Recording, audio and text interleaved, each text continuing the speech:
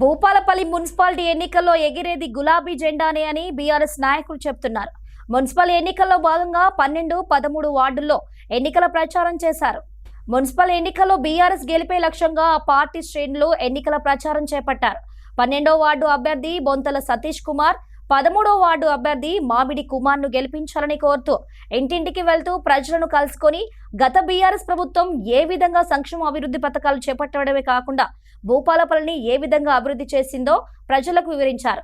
ఈ నెల 11న జరిగే మున్సిపల్ ఎన్నికల్లో బీఆర్ఎస్ ను ఆదరించి గెలిపించాలని కోరారు.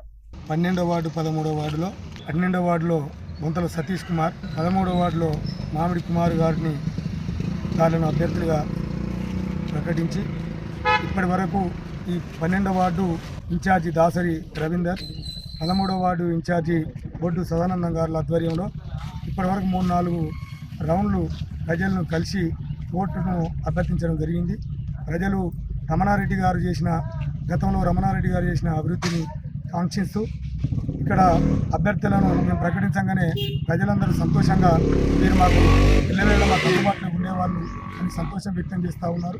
రేపు 11వ తారీఖు నాడు జరిగే ఎన్నికలలో మీ ద్వారా 2 వార్డులలో కూడా కారు గుర్తుకు ఓటేయాలని చెప్పేసి ప్రజలు విజ్ఞప్తి చేస్తూ, అదే రకంగా భూపాలపల్లి నగర పంచాయతీ పరిధిలో 1వ వార్డు నుంచి 30 వార్డుల వరకు కూడా కారు గుర్తుపై ప్రజలు ఓటేసి అత్యధిక మెజార్టీనిచ్చి భూపాలపల్లి మున్సిపాలిటీని కైవసం చేసుకోవడానికి ఆస్కారం కల్పించవలసిందిగా ప్రజలు మీ ద్వారా విజ్ఞప్తి ఇస్తాం.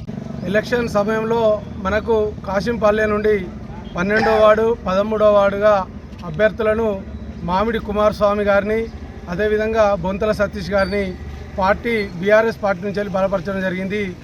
ఈ అభ్యర్థులకు ఈరోజు మేము ప్రచారంలో భాగంగా వెళ్తుంటే ప్రతి కార్యకర్త కానీ ప్రతి ఓటర్ కానీ నీరాజనం పడుతున్నారు. ఎందుకంటే గతంలో కేసీఆర్ గారు చేసినటువంటి అభివృద్ధి, ఇక్కడ లోకల్లో ఉన్నటువంటి ఎమ్మెల్యే రమణారెడ్డి గారు చేసినటువంటి అభివృద్ధి, ఆ అభివృద్ధిని చూసి ప్రజలు ఈరోజు నీరాజనం పట్టేటువంటి పరిస్థితి ఉన్నది. రేపు ఖచ్చితంగా భూపాలపల్లిలో మొదటి వార్డు గెలిచేది 12, 13 మేము ఖచ్చితంగా హామీ ఇవ్వగలుగుతున్నాం. ఈ ప్రజల యొక్క ఆశాభావం చూస్తే బీఆర్ఎస్ఏ మళ్ళీ రావాలనే ఉద్దేశంగా కోరుకుంటున్నారు. ఈ విషయాన్ని ప్రజలందరూ కూడా భావించాలి. అదేవిధంగా రేపు జరిగే ఎలక్షన్లో నెక్స్ట్ అసెంబ్లీ ఎలక్షన్లో కూడా మళ్ళీ రాబోయేది టీఆర్ఎస్ ప్రభుత్వం అనే ఉద్దేశంగా కూడా ప్రజలు చెప్తున్నారు. రేపు ఇదే విధంగా మనం కొనసాగుతూ ముందుకు పోతే మళ్ళీ రాష్ట్రం టీఆర్ఎస్ పార్టీకే, మన బీఆర్ఎస్ పార్టీకే కైవశం అవుతుంది. రేపు ముఖ్యమంత్రి కేసీఆర్ గారే ఉండాలనే ఉద్దేశంగా ఈరోజు ప్రజలందరూ మనకు ఏక కంఠంతో మనకు సహకరిస్తున్నారు.